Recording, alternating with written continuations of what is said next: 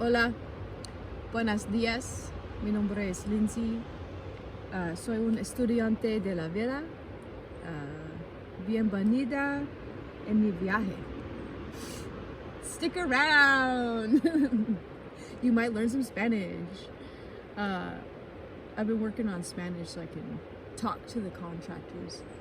Most of forestry work is done by Latinos. They make the world go around here, honestly, and I think that being able to communicate with them in a way that feels more human and natural would be really nice. So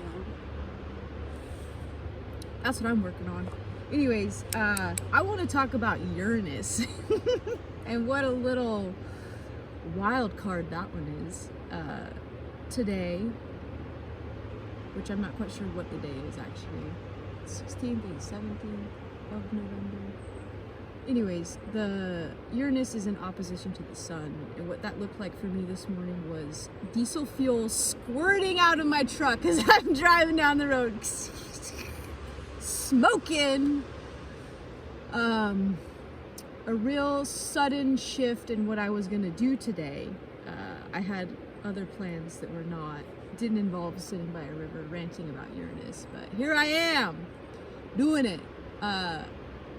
Uranus is this entity, this body of sort of like awakening shifts, things that you can't even like really conceptualize. You can't plan for it, it just happens.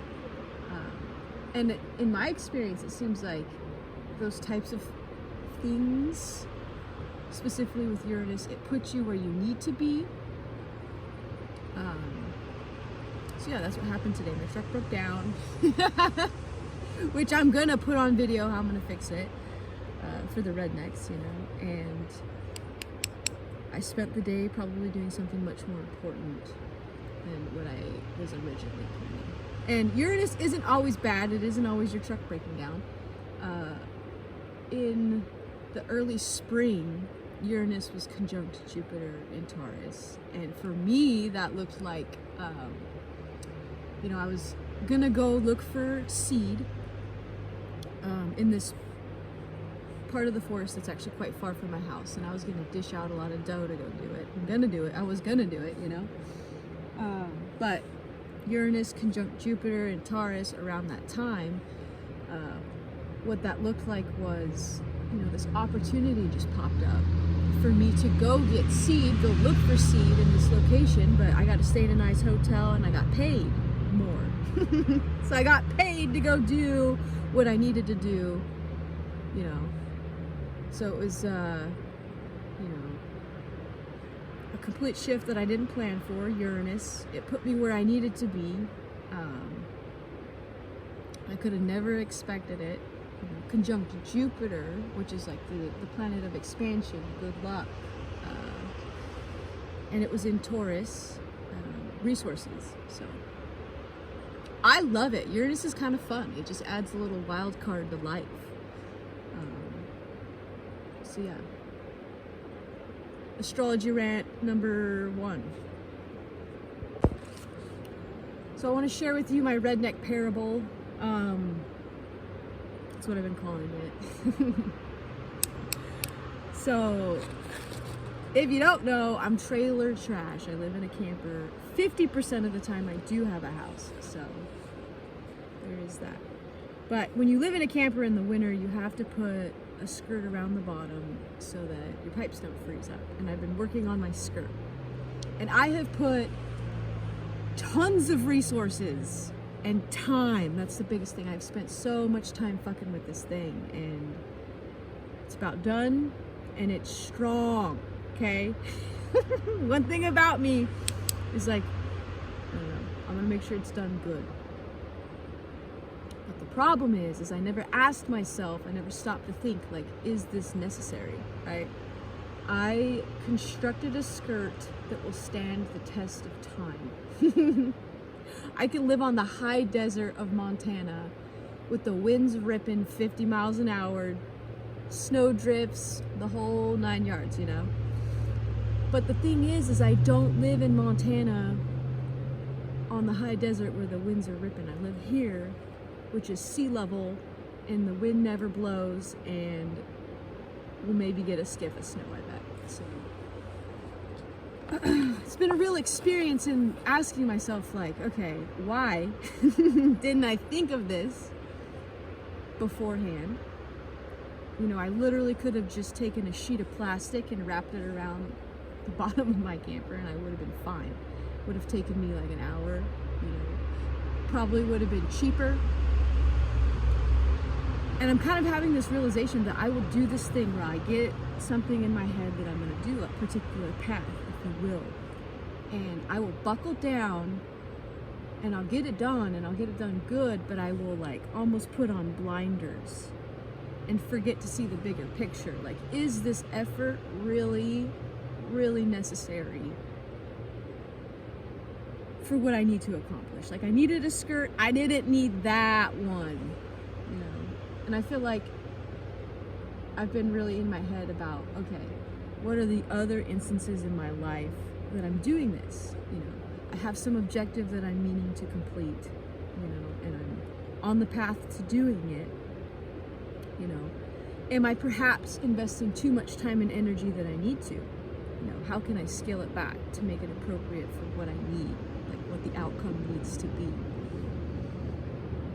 So I've been really overthinking that. But I think it's super important, okay, for research-wise, especially in forestry, okay? The thing with forestry is that it's this weird thing where it's like, hurry up and wait. We need to make a decision right now. We're running out of time right now. In fact, everything should have been done yesterday, you know, and then you wait. Sometimes like 30 years for whatever outcome that you made the decision on. And so I'm thinking that, like, you know, I need to be very aware of the decisions that I make now, research-wise, like, you know, because I don't want to repeat the trailer skirt thing for something much larger, right? I know immediately that my trailer skirt is too much, right?